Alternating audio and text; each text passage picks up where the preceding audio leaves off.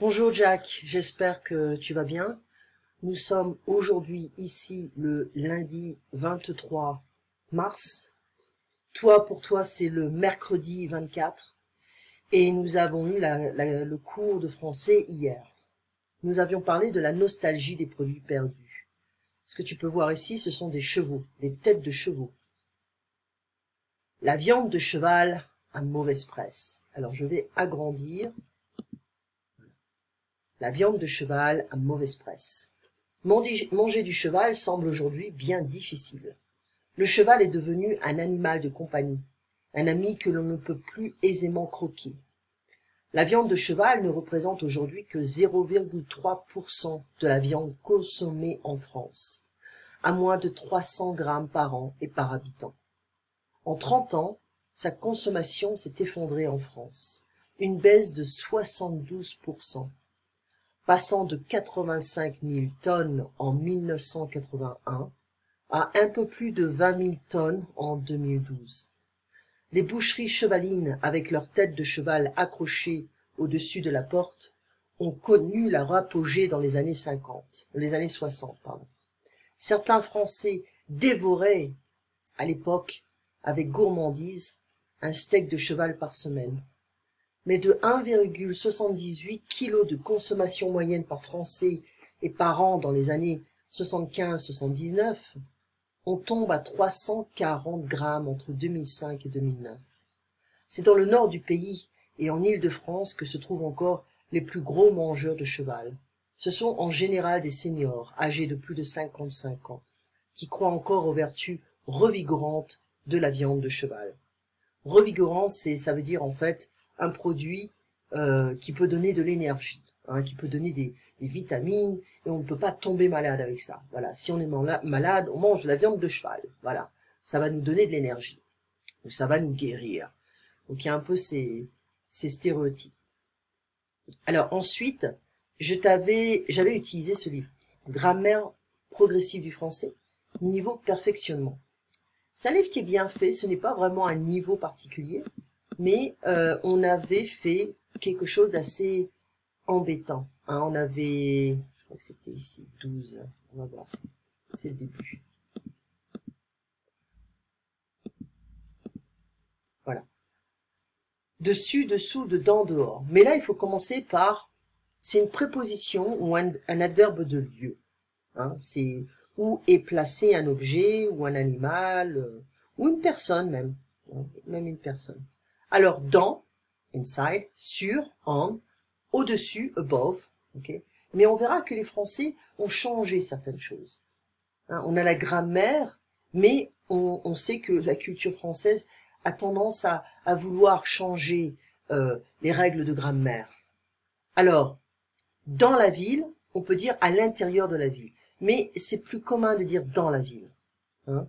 Qu'est-ce que vous faites dans la ville ou en ville? Hors de la ville, c'est moins commun. À l'extérieur de la ville. Je vis à l'intérieur de la ville ou je vis à l'extérieur de la ville. Donc, tout dépendra du verbe.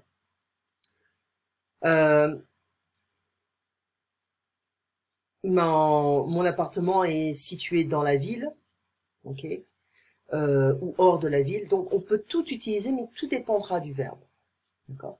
On va voir un petit peu les exercices. Au-dessus de, on n'a pas de contact. C'est la table est ici, donc au-dessus de, comme su, bulle, sur la table. Là, il y a un contact. Sous la table, on nous dit qu'il n'y a pas de contact, mais on verra que on n'a pas besoin d'un contact. On peut dire sous ou en au-dessous de la table. On n'a pas forcément un contact. Au-dessous de et en dessous, donc on change que au et en, sont généralement interchangeables. C'est-à-dire qu'on peut les utiliser tous les deux, il n'y a pas de problème. De nombreuses personnes vivent au-dessous ou en dessous du seuil de pauvreté, threshold, de limite. Par-dessus, par-dessous, s'emploie sans de. On passe par-dessus le mur. On peut dire également au-dessus, mais bon, c'est pas très correct. Ou en dessous. Sous peut signifier aussi au-dessous, sans contact. Le chat est sous le lit. Avec une personne, on dit dans la hiérarchie, Max est au-dessous de moi. C'est-à-dire que je suis son boss. Dans un immeuble, on dit il habite au-dessous de chez moi. Donc c'est l'étage en dessous. Ou au-dessus de chez moi. L'étage au-dessus. Dedans, dehors, dessus, dessous. Alors ce sont des adverbes, attention. Donc on est lié au verbe, pas à un nom, à un verbe. Dedans, c'est le contraire de dehors. Mets ton vélo dans le garage, mets-le dedans, ne le laisse pas dehors. Le directeur est là, non, il déjeune dehors, à l'extérieur du bureau. Dehors est un adverbe, hors de, en dehors de sont des prépositions. Il habite hors de la ville, à la ville, ou en ville. Ce sont toutes des propositions. Donc, on va pas, il habite dehors, c'est tout. On peut pas dire il habite dehors de la ville. Non, c'est pas une préposition. Une préposition va se placer après le verbe, bien sûr, mais il est connecté au complément. Donc, il habite dehors ou il habite hors de la ville. D'accord. Dessus, dessous, au-dessous, en dessous. Écris ton nom sur l'étiquette, écris-le dessus, sur l'étiquette. Où est le chat? Regarde sous le lit. Regarde dessous, au-dessous, en dessous. Donc on n'a pas besoin de mettre un nom ici. D'accord. Donc sous le lit, on n'a pas de connexion. Le chat n'a pas de contact avec le lit. Il ne touche pas le lit s'il est en dessous du lit. Ensuite, distinguer au-dessus, sans contact, above, et dessus, avec contact. Ma porte et la porte bleue, au fond du couloir, il y a une plaque au-dessus, avec le numéro 2 écrit dessus. Les adverbes composés, là-dessus, dessous, là-dedans, par-dessus, dessous, ci-dessus, dessous. Monter là-dessus, ou alors monter sur la chaise. Hein. Écrit et entrer là-dedans, entrer dans le bureau, entrer seulement, on pourrait dire simplement entrer. Passer par-dessus le mur, ou passer par-dessus je sais pas, s'il y a un trou, passer par-dessus le trou. Signer ci-dessous.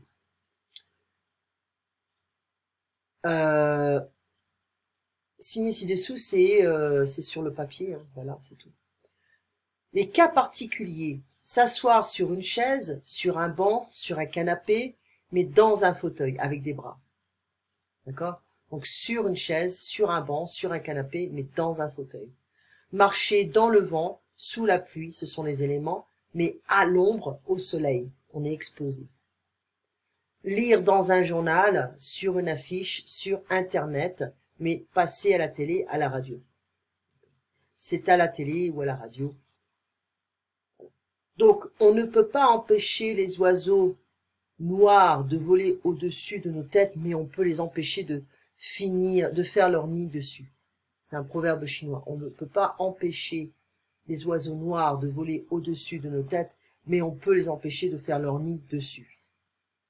C'est-à-dire sur nos têtes. Okay. Ensuite, il y a de la place au soleil pour tout le monde, surtout quand tout le monde veut rester à l'ombre. Yeah. It's like there is a space where the sun is for everybody, especially when everybody wants to be in the shade. Alors, ici, je te donnerai un exercice, d'accord? Pas trop difficile, parce que c'est assez difficile cette leçon. Alors, 1,92 m est une taille au-dessus de la moyenne. 9 sur 20 est une note qui est en dessous de la moyenne, au-dessous de la moyenne. L'Eurostar passe sous la Manche, on pourrait dire ça, en dessous de la Manche. Au-dessous de la Manche. Plus l'article, hein, donc j'ajoute l'article la Manche, c'est féminin. Les enfants au-dessus de 12 ans payent plein tarif. Le grand miroir est accroché au-dessus du lit. L'eau gèle en dessous de 0. degrés. Le cheval a eu peur de sauter par-dessus l'obstacle. Pour entrer, le chat s'est glissé par-dessous la grille. Okay. Donc on a une idée approximative. Ensuite, il y a un bon film ce soir à la télévision. Sur la plage, je reste à l'ombre. J'adore lire bien installé dans un fauteuil. Allonge-toi sur le canapé, tu seras mieux. Le matin, j'écoute les nouvelles à la radio. Comme on est bien au soleil. Moi, j'adore marcher sous la pluie. Je regarde les infos sur Internet. Et là, on l'avait fait. Le chien dort sur le lit ou sous le lit. Il fait très chaud, déjeunons à l'intérieur. Restez à l'intérieur du terrain, restez hors du terrain ou à l'extérieur du terrain. Vous trouverez mon adresse ci-dessus, ou ci-dessous, ci-dessous, ou ci-dessus. D'accord ? Il y a un médecin au-dessus de chez moi, en dessous de chez moi. Le marathon aura lieu dans la ville, ou hors de la ville, ou alors à l'extérieur de la ville. C'est mieux, à l'extérieur de la ville. Puis je t'enverrai cet exercice-là. D'accord ? T'essayes. Donc on aura l'option dans, sur, sous, à l'extérieur, dedans, dessous, dehors. D'accord? Alors, pour la transcription, on n'a pas beaucoup de choses à écrire. Je te dirais, bon, on a fait la France qui disparaît, ça c'est la page. Attends, il faut que je réduis un peu parce que je vois pas les pages. C'est la page quoi?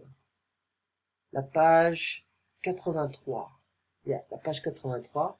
Et la grammaire progressive du français niveau perfectionnement, ça, c'était la page, les pages 12 et 13. Et tu feras l'exercice 4. D'accord? 12 et 13, exercice 4. Eh bien, tu fais attention à toi cette semaine et on se voit donc pour toi lundi prochain et pour moi dimanche prochain. À très bientôt, Jacques. Merci.